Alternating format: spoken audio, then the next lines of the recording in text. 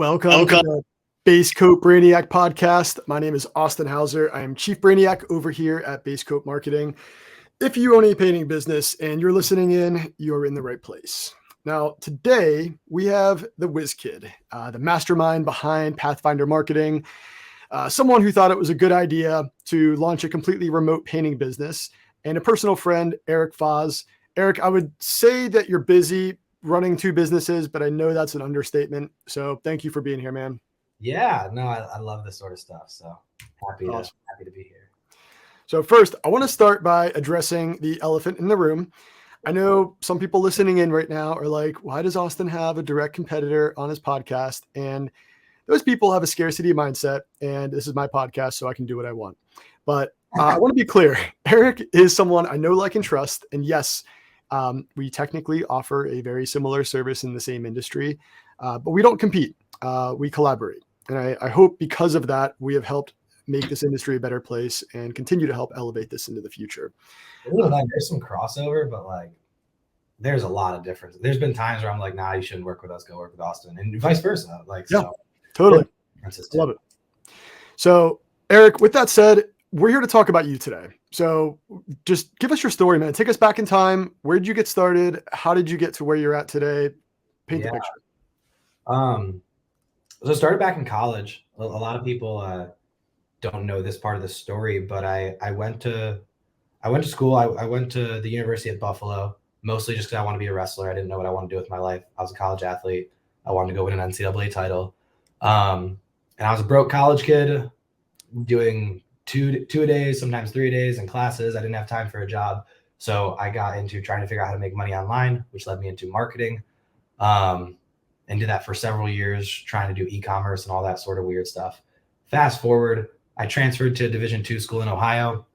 And in the summers and some of my free time, I started working at a remodeling company as an appointment setter. It's a pretty big remodeling company. They did a little over 10 million a year. And I was calling leads. I was banging the phones every day. We had a small call center of a couple people. I got really good at it pretty quickly. Eventually kind of got promoted into like a confirming department, they called it, handled higher priority leads, partially managed the call center, dispatched to the sales team, had some other responsibilities, still as kind of a part-time college kid.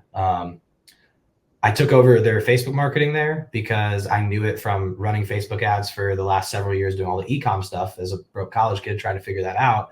And pretty quickly it went from a lead source that wasn't doing too well for them to like one of the top 2 or 3 lead sources in the company. Again, $10 million company, spending a ton, they had 15, right? I mean, this was a sales and marketing company. That's what they did. Right. From there, at that point, I was already pretty set that like I'd fallen in love with the game of business more than the game of wrestling. And if I had an opportunity, I'd probably drop out and just do my own thing and chase that wholeheartedly, which is what I ended up doing. Still to this day, it was probably one of the toughest decisions I ever made, but I ultimately dropped out with a year and a half left and started Pathfinder Marketing. In January, it'll be 4 years. So we're coming up on 4 years. Obviously it's been a wild ride since then, but slowly but surely got to work, and it's done pretty well from there. And yeah, about 8 months ago in April, we decided, hey, let's open up our own painting location. We decided much earlier, but that was the launch of it. Here in Cleveland, Ohio, where I was born and raised, on the premise of doing certain things different, right? Virtual sales and certain components. That's the very short version, but now we're here. Dude, we were all broke college kids at one point. I got into marketing also for beer money, so I completely understand and can relate to that. So let's talk about where you're at today, because you started a marketing agency in college. And from how old are you again? I know a lot of people think you're 12, but you're actually an adult. And this hat doesn't help, but I'm trying to look like a painter out here, when I'm out on job sites. But I'm 25. I turned 26 in April. Yeah. Okay. So if I had to put my money on anybody, it's going to be you and your success. When I was 25, I was not doing what you're doing today. So I'm very impressed by not only your age, but by what you're doing at that age. And I've met you in person, right? And I understand your mindset. You're not somebody who goes out and parties in their 20s like most other 20-year-olds do. So I want to just recognize the fact that you are one of the hardest working 25-year-olds I've ever met. And I think you're really going places there. But yeah, me going into marketing was actually not for beer money at all. Ironically, other things. yeah. So a question that comes to mind though is where you're at today. Are you a marketer or are you a painter? Ooh, that is a good question. I've like transcended this fourth wall, right? I mean, I'm definitely I'm a marketer. Granted, I do know how to do most things on the inside of a house in terms of painting now. Like I'm confident I still use tape, but I can cut pretty straight lines. And I can jump in and paint on an interior and be a helpful member of the crew. But I am a marketing and salesperson running a painting business. And I think that's a good recipe. Again, the remodeling company I used to work at, which was incredibly successful. One of the things my boss used to actually tell me was, Eric, we are a marketing and sales company that just happens to be good at kitchen and bathroom remodeling. So I think I have a competitive advantage in my painting business, being a marketer and a salesperson more than a painter. So good. And I think that's where a lot of people miss the mark. I would argue just about any business out there is a marketing company that does or sells something, right? And that mindset shift of, hey, we need to worry about putting paint on the walls and the technicalities of production. No, I would say that's the easy part, but I would think that you would argue in the other direction on that. Yeah, but I mean, really, sales marketing, that's generally the part where most businesses struggle with. yeah, ironically, I've had the opposite set of issues with our painting company, where I've had severe production issues and what are the right products and what's the right method for this and how do you train a painter. And that's, I mean, some of our painters, out there have those problems too with hiring and putting systems in place and that sort of stuff. Yes. But that's been a much bigger hill for me to climb than likely for others because I'm not a painter. And on the contrary, the marketing and sales is easy. Like I do it a couple hours a week. Like it's not hard, but that shouldn't be for me given my experience and my skill sets coming in, right? Like the story makes sense, but it's opposite most of the industry. Totally. Yeah. So let's talk about how you got started and why you got started in the painting industry, because I think that's a really important anecdote that we want to touch on. So you owned a marketing agency, you help painters. How did you decide to start a painting company? What did that day look like for you? Ooh, I mean, that was a lot of people think that was just like a spontaneous thing. We're just like, oh yeah, let's do this. No. Like that was planned for over a year. It was one of those things that once on the marketing side, because originally, to back up even further, on the marketing side, we were like all remodeling, like any remodeling company, anything that was an emotional sale, similar to painting, we would take on. And as we worked with more and more people, I just fell in love with the paint side of it and the people in the industry more than anything. So we went a mile deep inside of it. But when I say we went a mile deep inside of it, like we went a mile deep inside of it, and really, really just went all in. And there was a story I heard from Hermosi, probably at this point, 1.5 years ago, 2 years ago. That was like, this was before Hermosi was freaking Hermosi, right? When he had 1,000 podcast listeners and he was running Gym Launch. He said something where he was telling a story about a guy that ran a real estate marketing agency, helping real estate agents. And the guy was struggling. His clients weren't getting the results they want. He was like, well, have you ever sold a house before? The guy was like, no.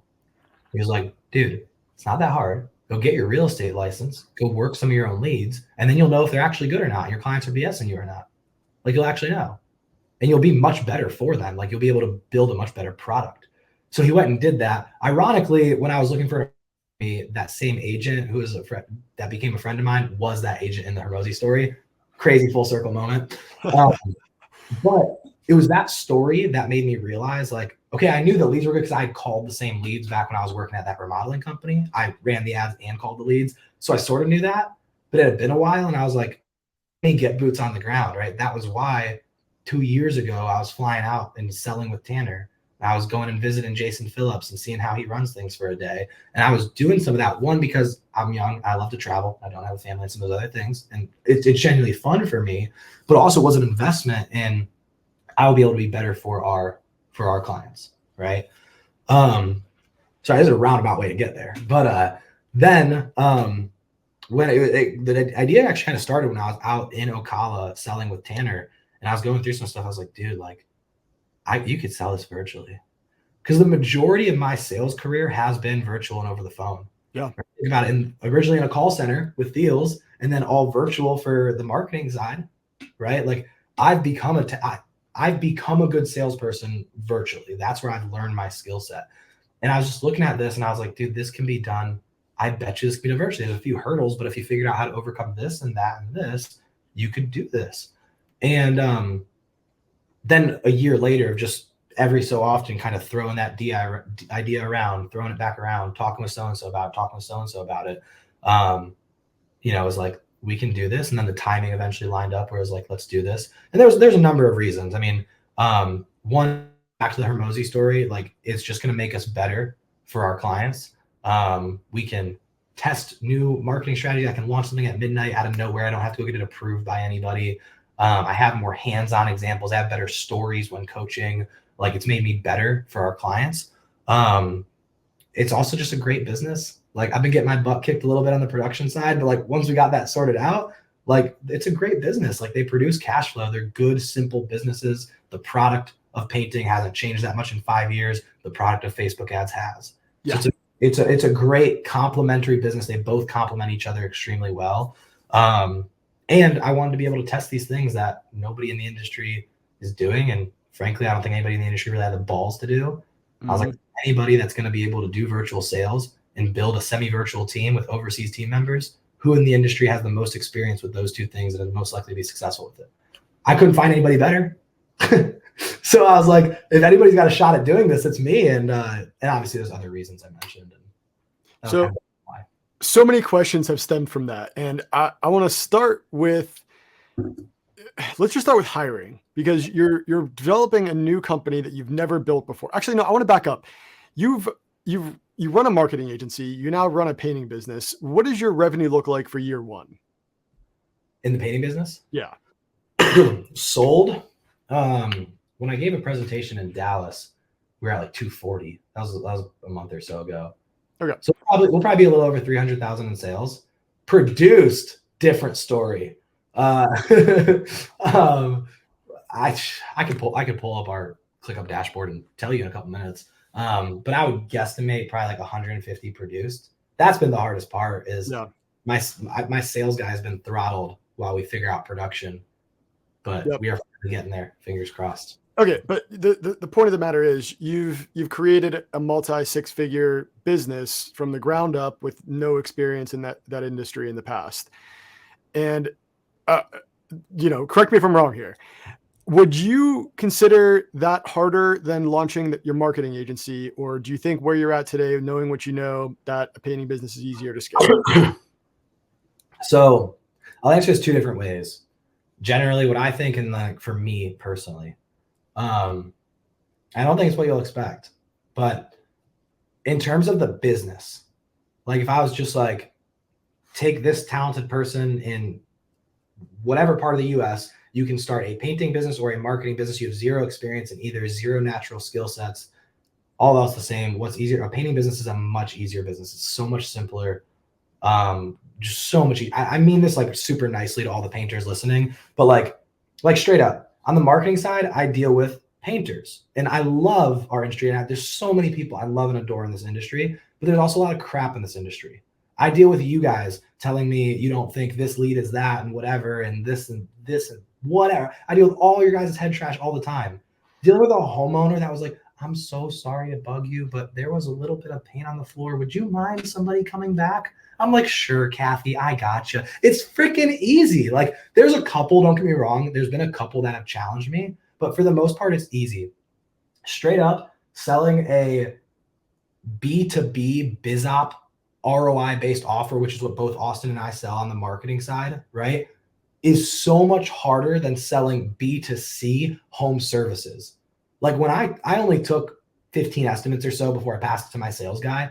But on the estimates I took, like straight up, like I was bored. Like I'm using like 75% of my ability. And I mean that as humbly as possible. But like that part is easy. It is not as difficult of skill sets in my opinion. Yeah. That being said, ironically, much harder for me in certain parts because I don't fully understand the product. And ironically, what's been very challenging for me that I realized recently is not being able to be remote and being stuck in Cleveland. I Yeah. love it because of my family, but it's caused me to be away from a lot of my friends and my family in other parts of the world. And that's been very difficult for me personally. Yeah, it's an interesting question because you brought up a good point, and that is finding the right people. And in the marketing world, we have a lot of KPIs, a lot of background that we can look into to figure out if somebody, based on our best guess, is going to be a good fit for a particular part in our company. How has the hiring process gone on the painting side? Dude, if you asked me 2 months ago, the answer was different. And if you ask me in 2 months from now, the answer might be different too, straight up. But it's going a lot better, like a lot better this last month and a half. We've got some really talented people on the team now. I think we've really dialed in the recruiting side and our comp structures to really attract talented people. And I also know the seasons are working with us right now. We've scooped up some really talented people that are out of work. And I'm like, thank God we're booked out forever. Let's cut this lead time down. Yeah, I think I've shifted my beliefs on this several times in the last few months. Originally, at one point, I was like, all green people, hire green people. When I first started, I was like, let's just sub everything, Right. and got my face kicked in for months doing that. And I've had more success on the W-2 side. And originally, I was like, all green people. But as somebody that does not know production, like on the marketing side, I would hire a green media buyer all day long. Let me just train them on my systems. Super easy, right? But as somebody that I'm not an expert at production, when you run into that weird texture match on a ceiling, I can't solve the problem for you. I'm sitting in my car on YouTube. Like, I don't know what it doesn't work. So I have found much more success hiring in those people that have that talent, or at least some talent, and letting them lead a little bit more, right? Letting them take charge on some of that, let them have some ownership and some say in creating our SOPs. And that's gotten us to a pretty good spot where I can be at the apartment, at the office, doing this interview with you and not sitting on a job site managing, right? So I'm very much all for recruiting and hiring painters with experience right now. That is my MO right now at today's current moment. Love it. Okay. So I know your team and how you manage them over there at Pathfinder Marketing. On your painting company side, are you building the same type of culture over there? What does that look like for you? Yeah. Short answer, yeah. In production, that was a lot harder until we started getting some of the right people. Like true A players that can show up on time every day, that they want to be here, that they like painting. They are a painter. They're not a Best Buy employee that decided they'll take a painting job. They didn't work at Home Depot and they're like, I want to change a pace. Nothing wrong with those people. I know very successful painting companies that their entire production teams were based off those people. But I have found more success going the other way. And with those people, then I have buy-in, I have commitment, and it's way easier to build culture and build a very, very, very similar culture where it feels like a team. It feels like family. Teamily, as Jason Yes. can call it. Big fan. Exactly. So good. Yeah, I think it's super important. I think a lot of guys overlook that. They look at this as a job that they're paying somebody to do, which, yes, you are doing that. But without the culture, that team will inevitably go find another job elsewhere. There needs to be some glue that holds them together. Let me drop a gem for you on this. I was actually writing up a post about it that I'll probably post the next couple of days on this today. We brought in two painters that started at the same time, both very talented, like both had project manager experience, could easily be crew leads, probably project managers here in the near future. I brought them in. So we have like apprentice, painter, job site manager, basically crew lead. I brought them in at a painter level first. I let go of the one in less than a week. And this dude's talented. Like he can paint. He might be one of the fastest painters I have on the team right now. And I let him go in a week. And the one guy, I know it's kind of like, you're like this guy, that guy, but like this other guy that I've had on the team for about a month or so, who is very talented, who I've had a lot of buy-in from, who's helped create some of those SOPs and stuff. He brought that concern up to me. Is he was like, dude, like I'd hate to lose him. He's so talented. Like, and we got all these jobs to produce and, whatever. And I'm like, you're right. And I let him go because it's not a right fit for the culture. He was bringing everybody else down. He was negative. He was causing problems. He was causing drama.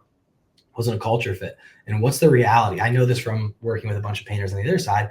Most painting company owners hang on to that person for weeks, months, maybe, sometimes even years.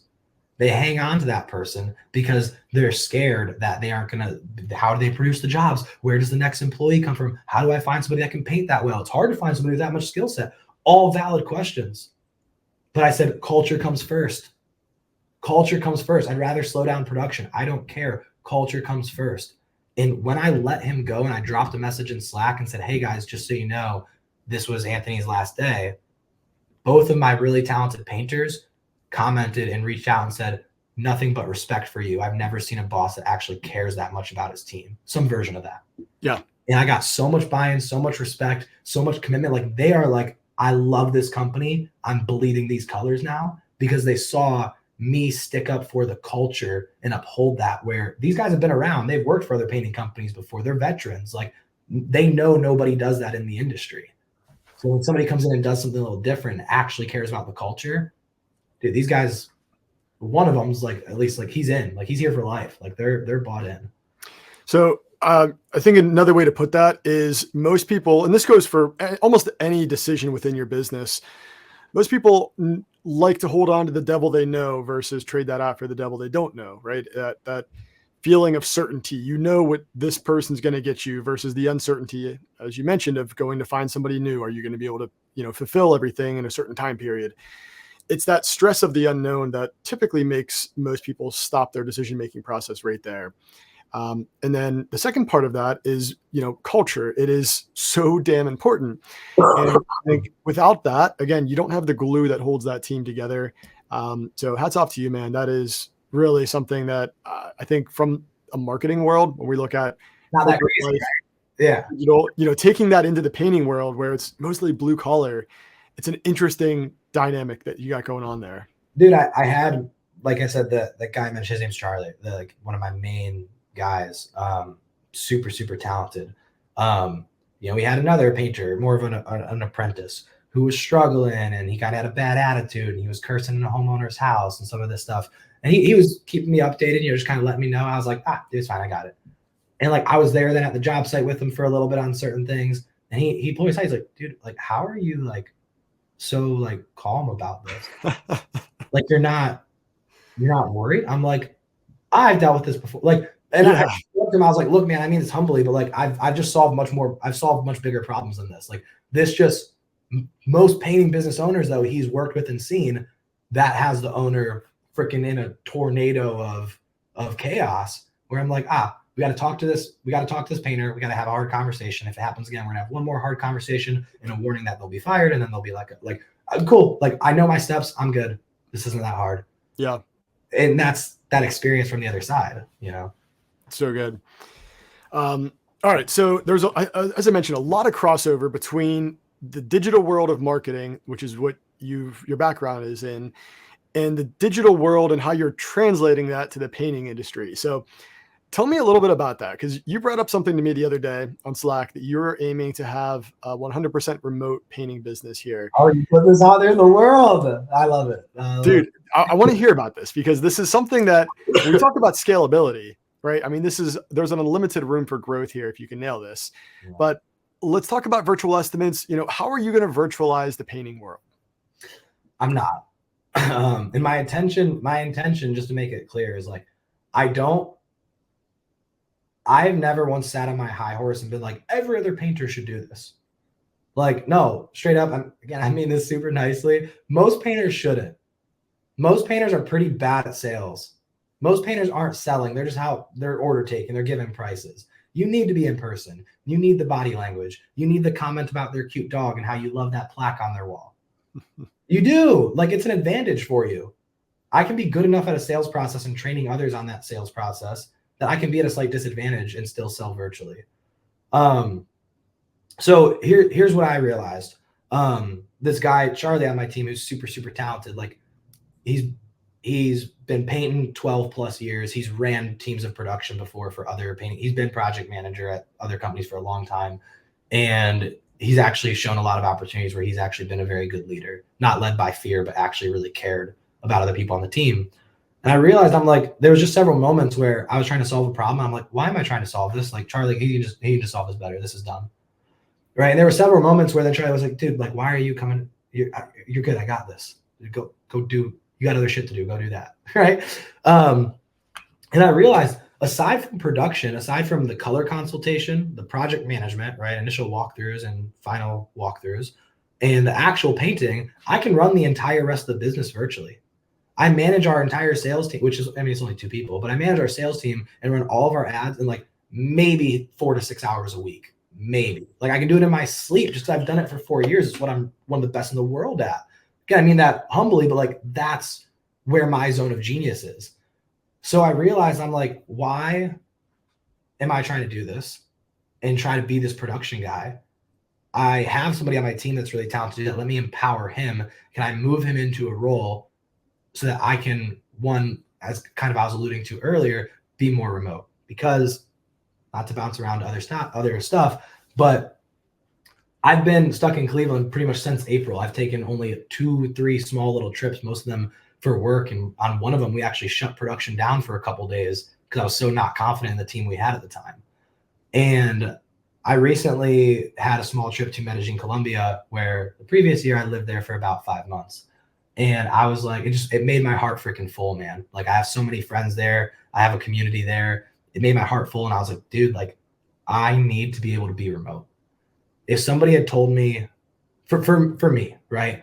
Not for everybody. If somebody had told me starting off, hey, this painting business, you are not going to be able to leave for a weekend trip for 8 months, I probably wouldn't have started it straight up. I probably wouldn't have. But I did, and I'm here. So that's a big goal for this year, is to be a lot more remote. I'll put it out there to the world. I just put this out in the confidence of just Austin and a couple friends. No, but I said my goal is to spend at least 4 to 5 months this year out of the country and run the majority of the painting business virtually. And I think I've got a plan right now to get to about 75% remote by Q2, by April. So that's the current plan. And it's not that the whole business will be remote. It's that I can manage most of it remote. Like if Charlie needs some help with something, he's not sure how to have this conversation with a homeowner or whatever, he just messaged me on Slack. He calls me. I can do that from anywhere. Today, I'm not stopping by the job site. I'm doing nothing in person today, but I'm still supporting my team. I'm still training the sales team. I'm running the meetings. I'm doing, it's not that I'm just going to go be on a tropical beach and not work. It's I can run the parts of the business that are my zone of genius virtually. No, I mean, it makes sense. Yeah. You don't want to try to do something that's outside of your skill set, right? I mean, focus on what you're good at and then invest your time and energy there. So I love, again, the virtualization of this, because I think you've glossed over some very important points that you've brought up a few times, which is SOPs. There are so many guys out there that are running a very successful, by all means, painting business, but still don't have firm SOPs in place. They don't have a project management system in place. They just kind of fly by the seat of their pants. And you've established all of this from what I understand is your marketing background. Similar to us internally here, we have SOPs for everything we do more than once, and project management. And that's how you get the projects done. It's very complex. But when you break it down to a painting business, a lot of these guys just kind of overlook that. Now, you have a sales coaching program for painters. What all do you touch on based on your current experiences in terms of job costing, project management, SOP development? What does that look like for you and those that you coach? I mean, we'll touch on all of it.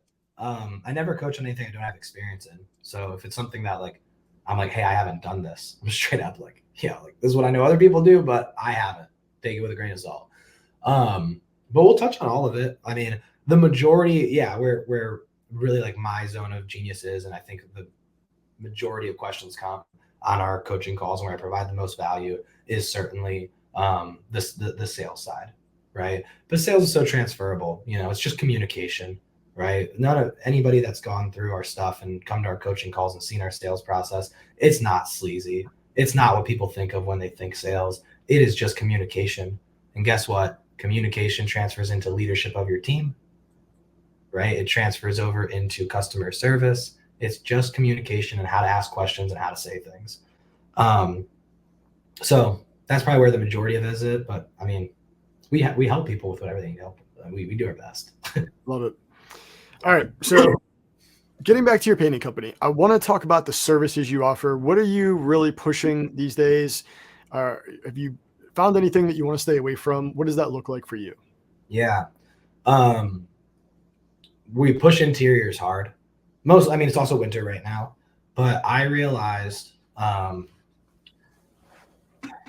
interiors, I have no issues with scheduling. I will never get rained out ever. So it makes that a lot easier. Also, again, for me, interiors is simpler. It makes sense.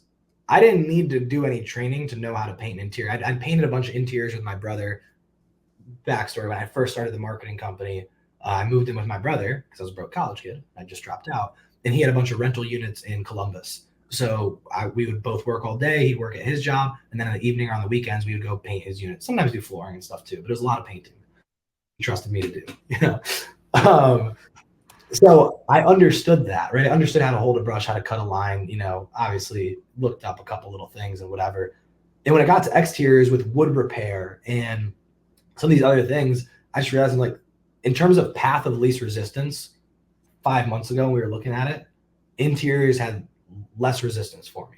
It wasn't going to be a problem with scheduling. And if I had a sub crew leave and not show up, which has happened to me more than once, if I had painters, this, that, whatever, I could jump in and do it and be confident I could give the customer a result I'm proud of, right? I couldn't do that with a lot of exteriors. So we focused a lot on interiors, and then also knowing winter was going to come up. So that's still the focus going forward is, even coming into the springtime, we're going to market interiors really hard. We take exteriors as they come. Even right now, somebody wants to come and book for the spring, we'll take it. And now that we have some of those talented team members I was mentioning before, he'll just run those crews and it'll all be great and dandy. But we're going to take those and we're going to make money on them. Exteriors are great money makers, but they're a pain in terms of scheduling in Cleveland, Ohio. So it seems to be a regional thing, right? We have some guys who seems to be mostly northern states that love interiors. In fact, some of them will only do interiors for that exact reason. Whereas, southern states, they can do that all year round and exteriors without any scheduling issues. So it's always a unique dynamic there. Have you guys gotten into any cabinet painting yet? No, I don't want to. You don't want to? Don't get me wrong. Like, again, not do we have now the guys on the team that probably could? Yes. But again, like, this is where I'm probably different. I'm not the painter crafts person that's like, oh, that's so cool. I want to go spray Renner 2K Malacy on these cabinets and look at this finish, bro. Like, that's just not me. I have an appreciation for it. Don't get me wrong. Like, some of the stuff these people do is incredible, but I don't nerd out over that. I nerd out over a simple systemized business.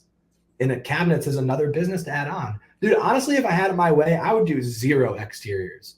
But I know if we take some of the exteriors, we get the 2-for-1s where we get their whole interior and their exterior. And that guy Charlie I mentioned, he loves exteriors. He's excited about them. So it's like, great, man. You go do those. I'll go figure out the marketing, the sales stuff. Fantastic. But yeah, if I had it my way, I would just paint walls. Like, I would just walls, that gets a little harder to market for. But yeah, I want it systemized and streamlined. And cabinets are just a variable. It's a lot of SOPs. And in my opinion, I think cabinets can be a little bit of the wild, wild west right now.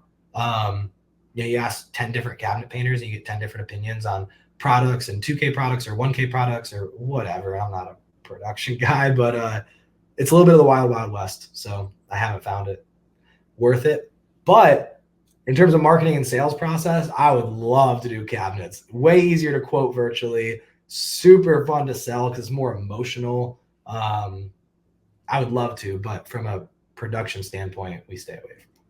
Yeah, you reach a new threshold in life when systems and SOPs turn you on. So congrats. So let's talk about, you mentioned virtual estimates. How does that work for you? Because all of your estimates are virtual. Is that correct? Every single one. So how do you do that? It's way simpler than people would think. I gave a presentation on this at Jason Phillips' event. I'm actually giving the same presentation at the expo. And it's the same sales process that I run in person. I actually did do one in-person estimate right at the beginning. Wish I didn't. They were paying the buck customer, but they did close. So I'm 100% close rate in the house.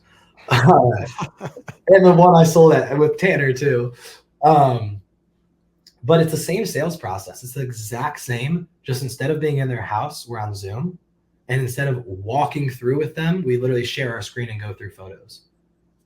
But like, that's not the impressive part of the sales. This is what I said in the presentation. Like, that's not the impressive part of the sales process.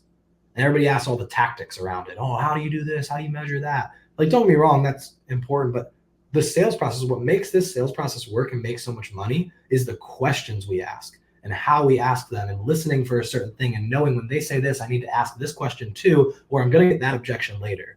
It's that stuff that makes it really, really work. The rest is just adopting it to be virtually. So we have a piece pricing methodology instead of a measurement pricing methodology, similar to like cabinets counting doors. I'm counting room size and number of rooms and stuff, right? And there's obviously some certain things in there, but yeah, that's pretty much it. It's on Zoom. We go through photos. We plug it into our estimating sheet just like everybody else does. And then we have sale and collect a deposit and sign a contract, e-sign, and that's it.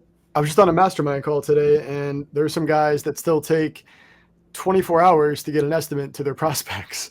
And they were asking what the benefit of an in-person at-home estimate is. How long does it take you to get them an estimate while you're on Zoom? On the call. Dude, right before we jumped on here, like actually while I was like 2 minutes late, can I share my screen on this? Yeah, I don't know. Like my sales guy closed a $9,500 estimate, $500 deposit right here. Hold on. If I can share it, I will, just so you guys know I'm keeping it honest. You should be able to share. Let me know if you can't, because I don't. Here we go. Add to stage. There we go. Yeah, you shall see it, right? Boom. $500 deposit for a deal close. We are all going crazy, hyping them up. 9.5K plus wallpaper removal, which we'll do by the hour. So it'll be a little more than that. Fantastic. And I think you've really done a hell of a job on getting virtual estimates and proving how easy that process can be. So I think a lot of guys overthink that so much, and they're missing out on the opportunity to sell while they have the prospect on the phone or in person. Nice work, man. Yeah.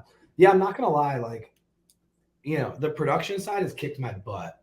Like, that's been way harder than I thought it was going to be. I thought you just interviewed a few subs. There's a couple subs on there. A couple of them would suck. Some of them would be good. Done. Right. That did not go as I expected it to. However, like the virtual sales part has gone exactly how I expected it to in my brain. And has been, what have your struggles been on the sub side? Where do I begin? I mean, I went like 0 for 7. On the sub side, I tend to get one of two sets of character traits. Either they're like a B+ at communication and professionalism, and their quality is like a D, and there's callbacks on every job, or their quality is like an A. They're incredible painters. But their communication, scheduling, etc., is like a C-, right? Which just makes it very difficult for me. Then, like, I have example after example after example. But like, when there's a day of rain on an exterior, and then a sub crew tells you, "Hey, it was supposed to be Monday, Tuesday, Wednesday, but we got rain Wednesday. Sorry, I've got this other thing I got to go do Thursday, Friday. We'll be back Monday." That's just not a good customer experience. And like, I can schmooze them over with the homeowner. I'm good at that stuff, but like, that's hard. And like, it's just, it's stressful, man. Like, are my subs, I've had subs not show up. I know you can have that with employees too, but I've had subs not show up, subs walk off jobs halfway through, subs not show up halfway through one day. Subs cancel on me the day before, like even after you confirmed it 6 times, like, you know, even after you offered them double the money, it's just like, it's stressful. That's not saying there's not good subs out there. And we still interview subs if they come in. And there's a lot of great ones out there. It hasn't been my experience. And I've found my path of least resistance currently at this point in time through in-house. Hey, yeah, you just got to keep trying until you figure out what works. I love it. So what is your unique selling point within Pathfinder? So like, obviously you guys do virtual estimates, and that's what I would consider super convenient as a homeowner. Not having to have a stranger in my house, you know, walking around quoting me prices. But are there any other unique selling points that you guys try to push? How do you sell your product online? Yeah. So I will, but let me answer the second question on the first one. one of the things we started doing on our coaching calls is actually going through and like reviewing quotes and presentations and like listening to recordings and giving people feedback. And we actually even did one of mine and one of my sales guys. And I think a lot of people on those calls, a lot of our clients have seen, there's nothing that crazy about our sales presentation. Like honestly, our sales presentation is kind of lackluster. What makes our sales process so good is the discovery. We spend 20, sometimes 25, sometimes 30 minutes talking to them before we even walk through the project and the photos. Why they want to paint is way more important to us than what they want to paint, at least for us in our sales process. So that's the magic behind it. In terms of unique selling points, we have a couple. We have a really awesome interior designer that does color consultations. Lots of people have that, right? Virtual is part of it. That's more of a unique selling point on the appointment setting call. Like, hey, we'll go ahead and set up you with our project consultant. We do this virtually. You don't have to worry about the dogs barking, cleaning up the house, whatever. Be in your PJs, hang out. It's all good. You know, that's one of those. But beyond that, on the actual appointment, on the actual sales call, another big unique selling point we did, it sounds so silly, but this is a great example of how something so small can make a difference. We give them a promise and a guarantee. And that promise is if for any reason they aren't happy with the project, you know, there's some sort of drama, they, you know, didn't like the way a painter presented himself in the house, whatever, we will send them a gift card to one of their favorite restaurants in town just as an apology for not delivering a 5-star experience. But guess what? To everybody that has pushback on that listening, guess what y'all would do anyways right now if you had a customer complain? Probably send them a gift card or something, right? So you present that to him on the sales call? On the sales call, right? How many gift cards did you had to send out? Like 3. Yeah, I mean, that's Production was real bad at the beginning, let me tell you. It was real bad. Yeah. But yeah, it's not many. I've had some that have offered and they've been like, oh no, don't even worry about it. You guys, that's all. I just want it to be right, you know, whatever. But yeah, it's something super unique and it gives them that vote of confidence that it's like, man, if they're willing to do that, they're probably pretty confident that like they're going to show up on time, they're going to communicate well, and that they're going to, you know, be decent painters. If I'm willing to stick that out there and say, hey, like if we don't deliver, I'll do this. You know, it's just, it's again, classic sales process, right? It's a guarantee. It's risk mitigation is all of it, you know? So good. Now in terms of your ideal customer profile, because we all have somebody that we prefer to work with and every market might be different, but for you guys in Cleveland, what does that look like for you? I'm gonna have a bad answer to this. It's just kind of like I'm not as picky, frankly. Somebody with not a super complex project, an interior. Our ideal avatar is probably, you know, not super old, like under 60, right? So you know how to use Zoom. Yeah, well, just all of it, right? They're not picking up the phone. They're like, hello, what'd you say? Like, it's just a little easier coordinating all of it, right? You know, ideally, I mean, probably the stuff everybody says, right? Ideally, somebody that like works a professional job in some capacity and understands like what that is like, understands what customer service is like and scheduling and some of that stuff. And they're easy to work with usually because of that. I'd say there's a whole income thing, and we do filter out our targeting for our marketing by some of that income stuff. But ultimately, like we've worked on a couple houses in not a great part of town. I mean, not horrible by any means, but like less than like amazing. They happily write the $6,000 check at the end or whatever. They're thrilled. So yeah, people that get out of our way and let us work, and they're easy to work with. Sign me up for that, man. That sounds wonderful. So actually one thing we glossed over is how you get leads, how you've grown this painting business. So you get people on the phone and you're great at the sales process, but you also own a marketing agency. So you know a thing or two about getting some lead flow coming in. Yeah. Where do you get your leads from? It's all Facebook. So all right, you've grown a painting business from 0 to 60, and you know what, you launched this back in February, is that right? Well, April. Okay, so we're like what, 6-8 months into this? Yeah. Yeah, I mean, and you hear these guys to complain about lead quality all the time, especially on social media. I think this goes to prove that you can grow a painting business on one lead channel social media being that lead channel. Talk more about that. Yeah. I mean, it is just marketing and sales, right? I come from a different world. I come from understanding that side of it. So, and like when I say all Facebook, we've got maybe like 5 referrals, like seriously. And once our production a little bit more dialed in, I've got sick ideas for a referral program and other stuff that'll, do more of that. But like, it's all Facebook. I'm really good at Facebook. I've done it for years. I understand it. We've done it at scale for hundreds of painters. I can figure out one more location, and I don't know my KPIs. I knew going in, we only need to set 50% of leads as appointments, and we only need to close 30% of those appointments into actual booked jobs. As long as we're hitting those KPIs and our average ticket is decent, which it always kind of has been, like, we'll be great. And that's kind of how it's been. So yeah, I mean, honestly, so actually hot take on that from the marketing point of view with the one channel. I know there's a lot of people out there that they're doing 200,000 a year and they're like, I need to be everywhere, omnipresence. Like, yo, I hear you. Like, that's true. However, like, if you're doing 200,000 a year, if you're doing sub 500, like there's a time and a place. You got one painter with you and you're on the brush every day. You don't need to be everywhere, man. You need to figure out one. Because the problem is people go everywhere and they never master one. Yeah. They're trying to do Facebook, they're trying to do Google, they're trying to do TikTok, they're trying to do Pinterest, they're trying to do Home Advisor. They're spending $200 on all of them and getting 3 leads from all of them and being none of this works. Every marketer it's like, this is crap. Like, master one. I'm really good at Facebook. I've mastered over the last 4 years. So yeah, I can scale this company to 1.5 million a year on just Facebook if I wanted to.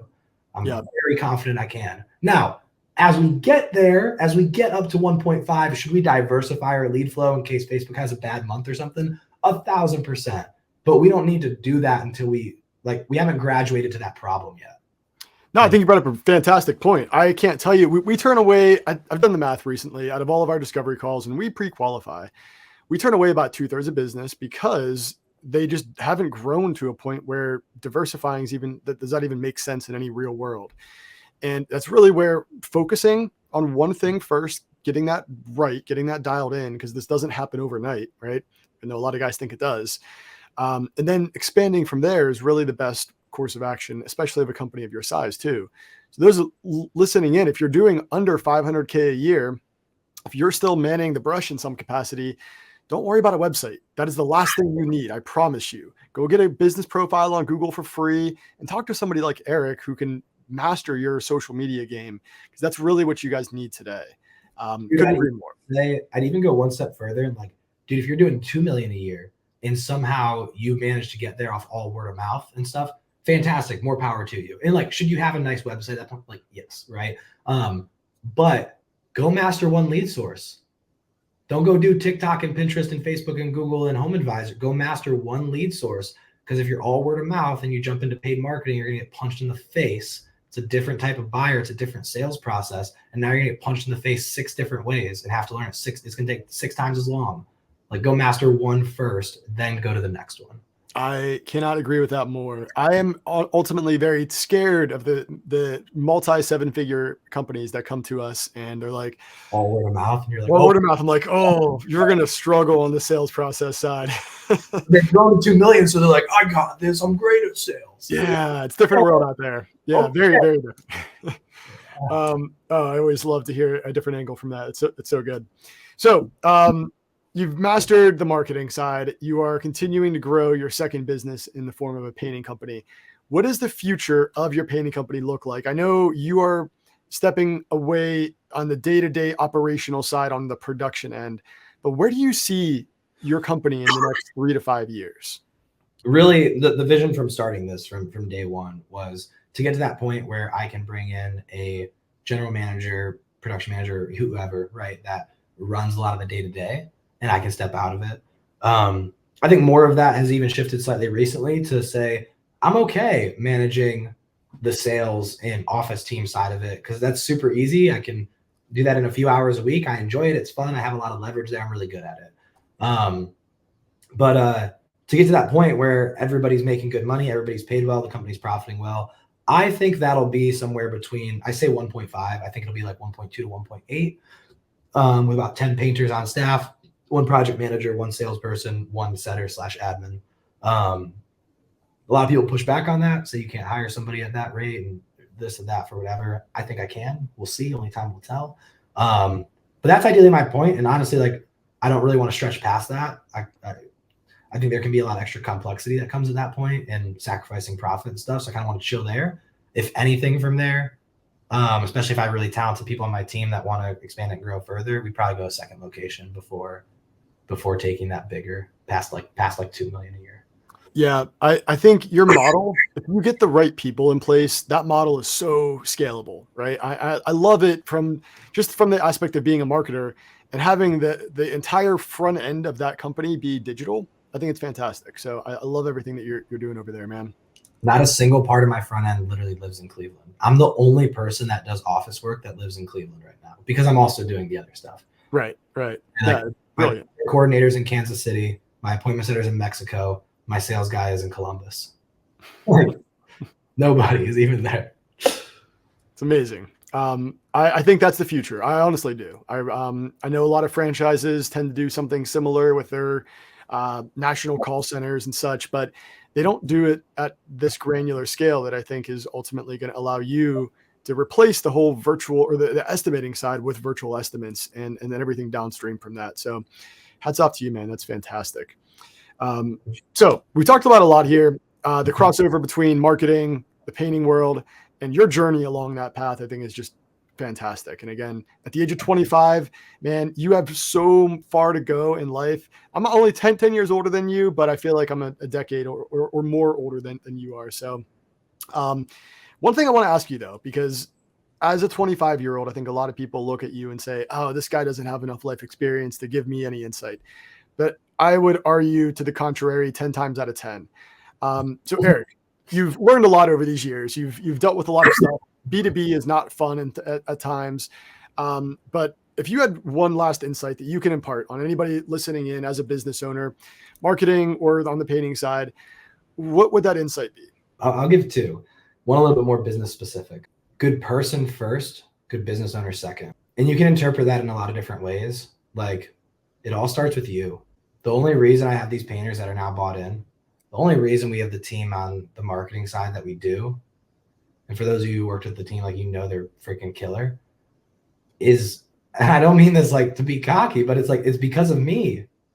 It's because they see me and the vision, and they see me waking up every day and working hard, and me taking care of myself, and me doing this, and me going above and beyond for them. So they want to go above and beyond for our customers, right? Like, it starts with you. You have to lead by example.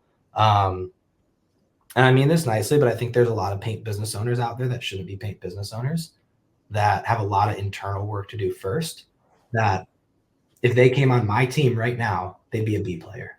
Straight up, they'd be a B player. But if I go on to any of their companies right now, I'm an A player. I will quickly become one of the top performers, right? And it's like, if you aren't that person where you could go into other companies and very quickly be one of the top performers and invaluable to their company, like, should you be running your own?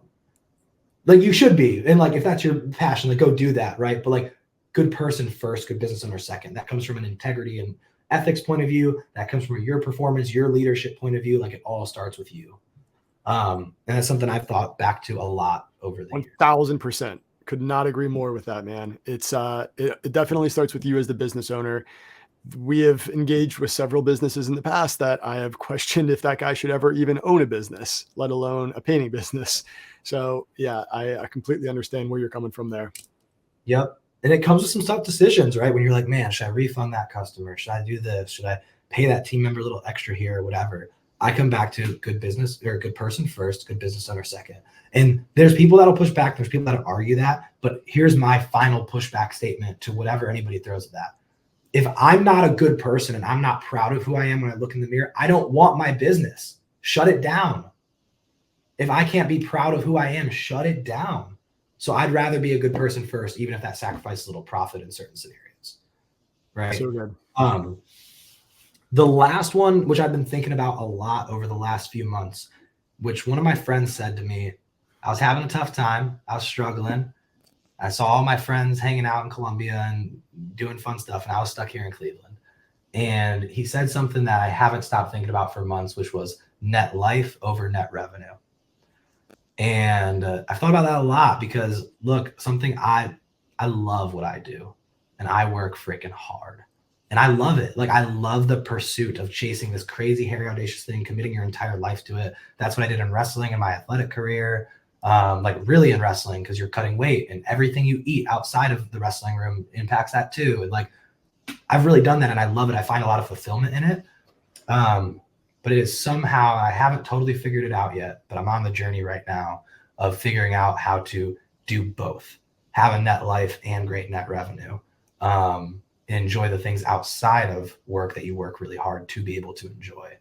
So something I've been thinking a lot about, that I know a lot of my friends have been thinking a lot about as well. So I don't have as much insight there, but I would leave that with people to ponder.